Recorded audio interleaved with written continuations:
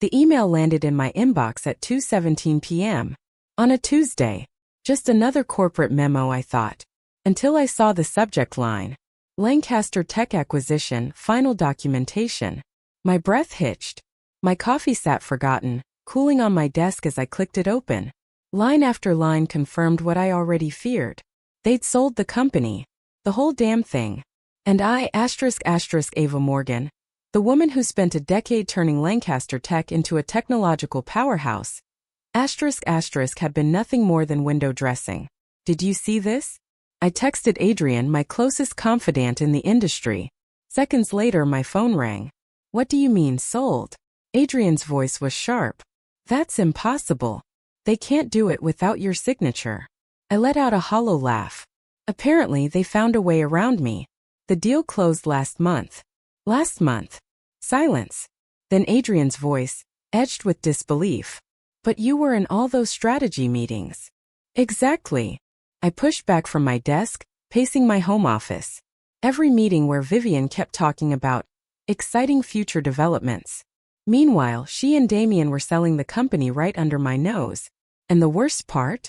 Lucas must have known. His parents never made major decisions without consulting their precious son first. My desk phone lit up. Vivian. I let it ring. What are you going to do? Adrian asked.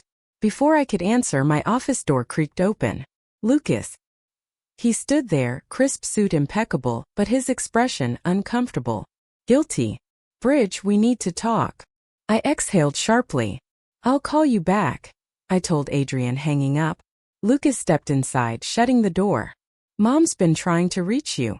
I folded my arms. Funny how she suddenly wants to talk now. He sighed. It's complicated. Dad and Mom thought. Stop. I held up a hand. Just stop.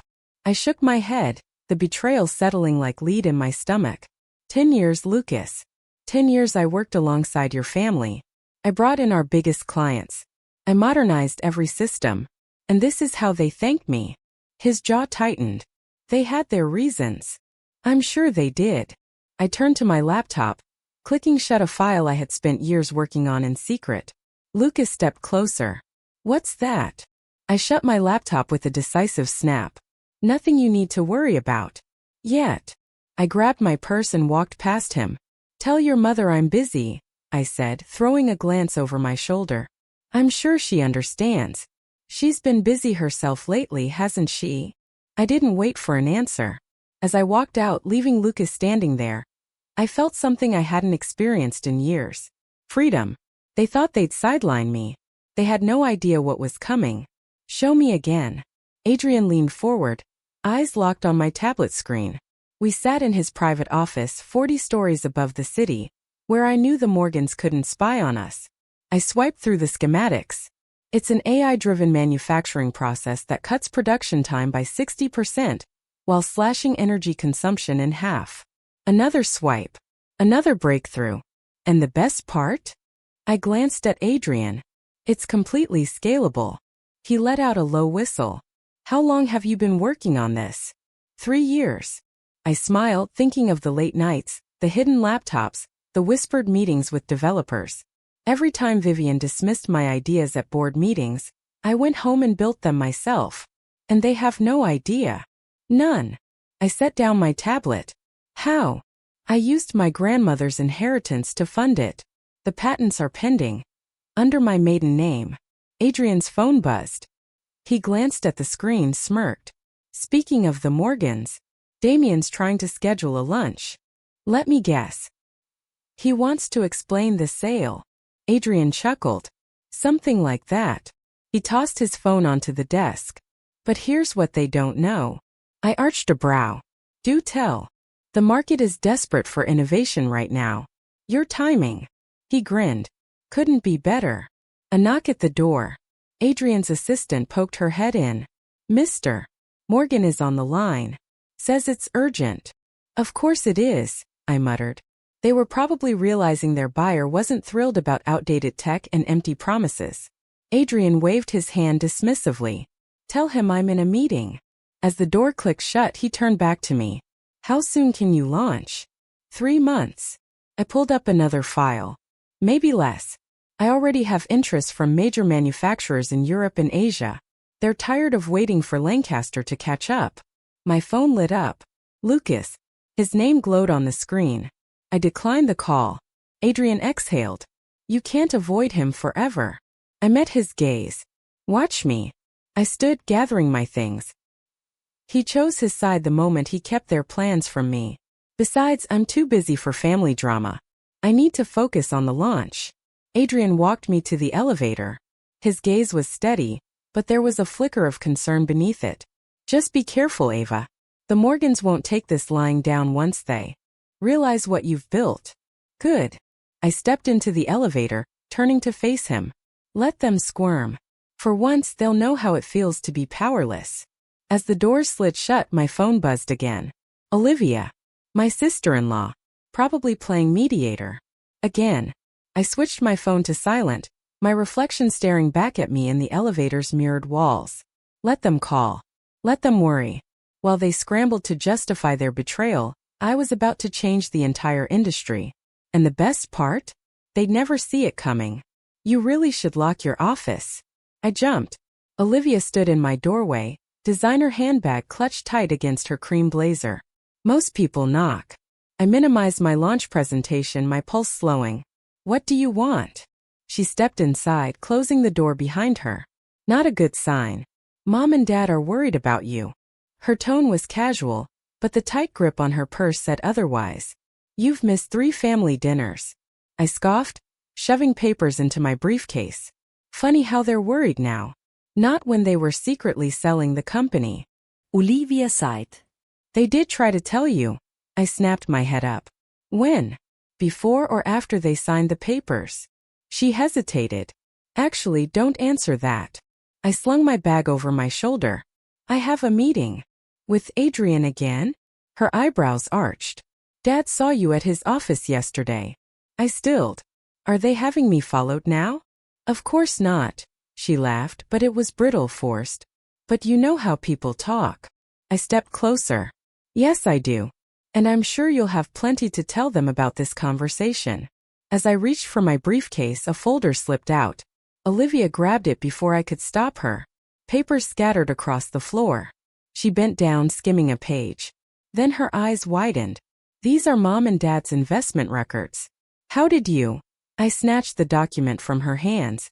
Get out. She straightened, hands raised in surrender. Ava, if you're investigating them. I said get out. A flicker of something, fear, crossed her face. But then as she reached the door, she turned back. Whatever you're planning. Just remember, Lucas still loves you. I didn't answer. I waited until the door clicked shut before unfolding the documents again. They'd arrived anonymously yesterday. Detailed records of massive financial losses, high-risk investments, mortgages on properties I never knew existed. The Morgans weren't just selling for profit. They were drowning. My phone buzzed. Adrian. Major development. Call ASAP. I grabbed the files and ducked into the stairwell, pressing the phone to my ear. What's wrong? Nothing's wrong, Adrian said, voice alight with energy. Your patent just got fast-tracked. We can announce in 6 weeks instead of 3 months. I exhaled. Perfect timing. Why?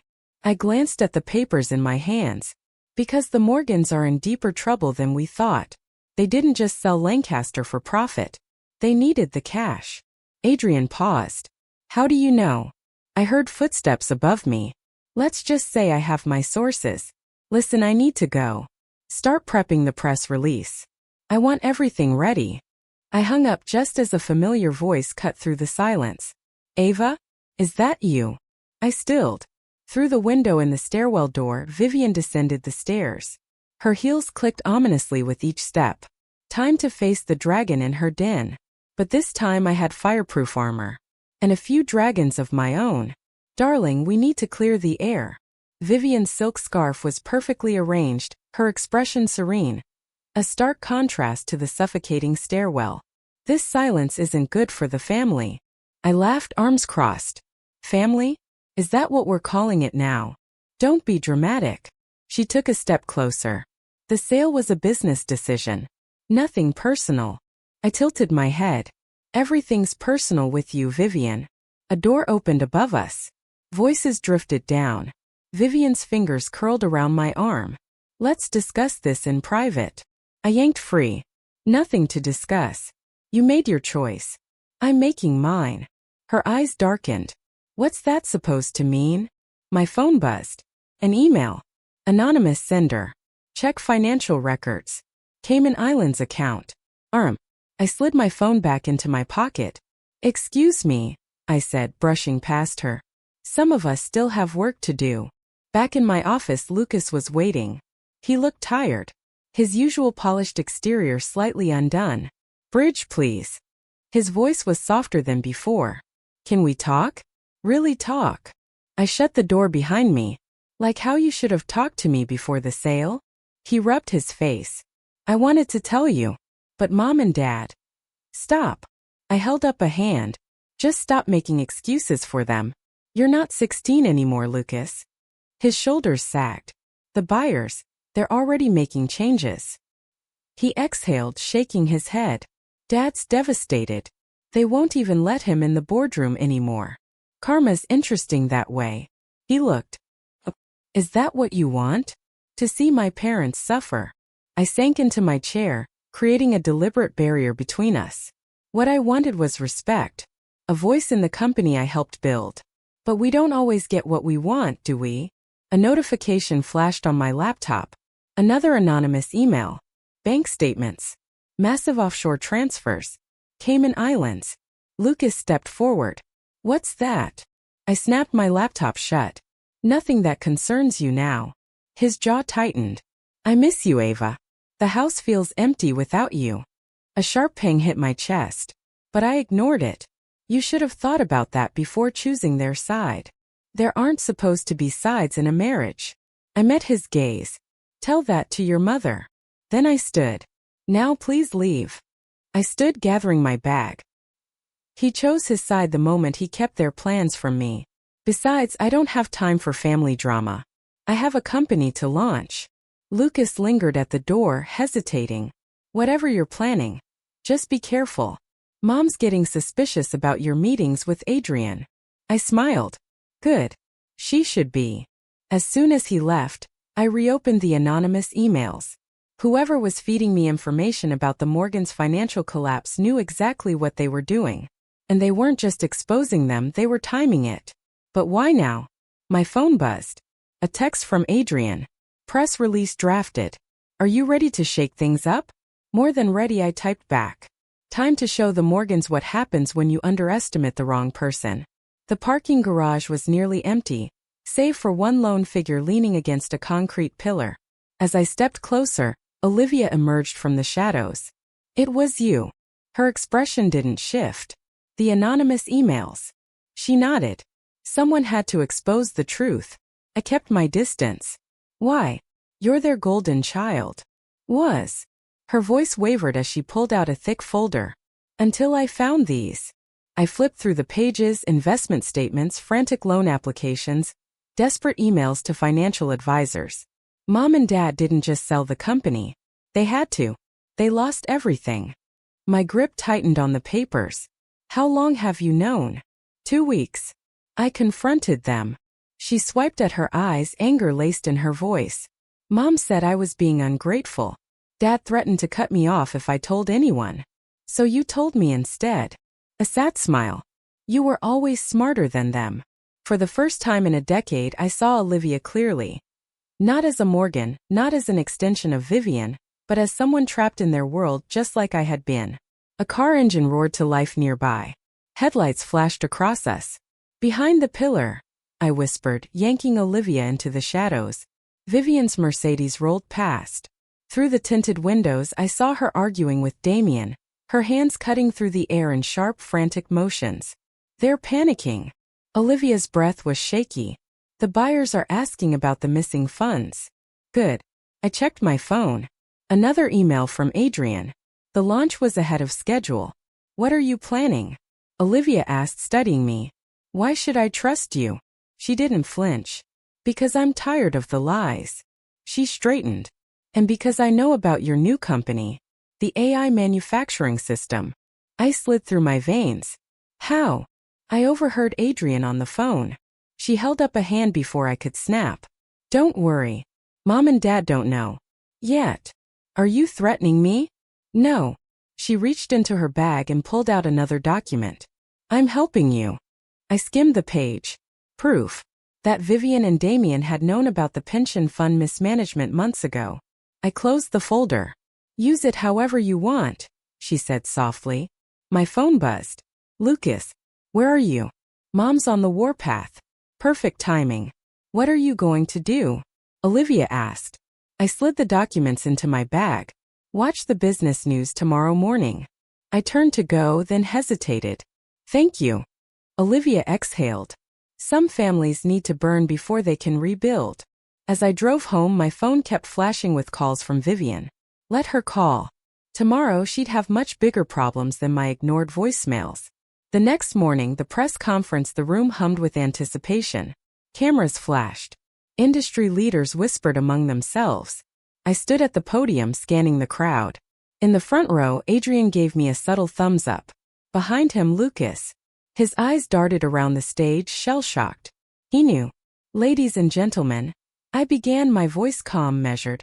Welcome to the future of manufacturing. The presentation screen lit up behind me. A real-time demonstration of my AI system. Gasps rippled through the audience. They watched as production time slashed before their eyes. For too long, our industry has relied on outdated methods. I let the silence stretch. Then, today that changes. A commotion erupted at the entrance. Vivian and Damien. Storming inside. Faces red. Panic in their eyes. Security moved toward them, but I raised my hand. Please. My smile was razor-sharp. Let them stay. They should see what real innovation looks like. The demonstration continued. Questions flew from reporters and industry experts. Each answer I gave drove the point home. This wasn't just a new system. This was a revolution. Ms. Olson, a reporter called out. How long have you been developing this? 3 years. I let my gaze flick to Vivian. Her expression twisted. While others were focused on short-term profits, I said smoothly, I was investing in the future. And the patent? Another reporter asked. I paused. Let the tension build. Secured last week. Another pause. Along with contracts from 3 major international manufacturers. The color drained from Damien's face. He collapsed into a chair. Vivian gripped his shoulder. Whispered something frantically. But there was no fixing this. Lancaster Tech was obsolete. And the world knew it. After the presentation, reporters swarmed me. Through the crowd I spotted Lucas, pushing toward the stage. Too late. Adrian intercepted him. Then, Ava. Vivian's voice sliced through the chaos. She pushed forward, Damien trailing behind. Her mask was cracking. We need to talk. I turned. And smiled. Do we? Checkmate. How dare you? Vivian's voice cut through the noise, sharp with disbelief. After everything we've done for you? I laughed, loud enough for nearby reporters to turn. Everything you've done? I repeated, letting the moment stretch. You mean selling the company behind my back? Or maybe you're referring to the pension fund embezzlement. The room went still. Cameras swiveled. Eyes widened. That's a lie. Damien sputtered. I pulled out the folder Olivia had given me. Cold hard proof. Is it? I held the papers up. Or should we ask your investors about the Cayman accounts? Vivian's face blanched. You wouldn't, she hissed. I met her gaze. Try me. Then I turned to the press. Anyone interested in a follow-up story? Hands shot up everywhere. Vivian grabbed Damien's arm, her composure crumbling. Together they backed away, retreating. Good. Let them run. Adrian appeared beside me. 3 more manufacturers just called. They want meetings tomorrow. Schedule them. I didn't take my eyes off my fleeing in-laws. And Adrian? Yeah. Make sure everyone knows my company's hiring. Out of the corner of my eye I saw Lucas, standing near the exit, watching me, a mixture of awe and fear in his expression. I met his gaze, steady, unshaken. Then I turned back to the reporters. Let him watch. Let them all watch. The queen they tried to knock off the board had just declared checkmate. Desperate measures. Please, Ava. Vivian's voice had lost its usual authority. She sat across from me, designer suit wrinkled, dark circles shadowing her eyes. We have nowhere else to go. Damien beside her wrung his hands. The buyers are investigating the missing funds. Our assets are frozen. I leaned back, savoring the moment. And you're here because? Vivian hesitated, then finally said the words I never thought I'd hear. We need jobs. I tilted my head. Interesting. Reaching into my desk, I pulled out a thick employee handbook, the same one they had used to control their workers for years. Let's discuss terms. Damien straightened, trying to salvage his pride. Terms. Entry-level positions only. I slid the contracts across the desk. No executive privileges. Standard probation period. And you'll report to Adrian. Vivian's face turned red.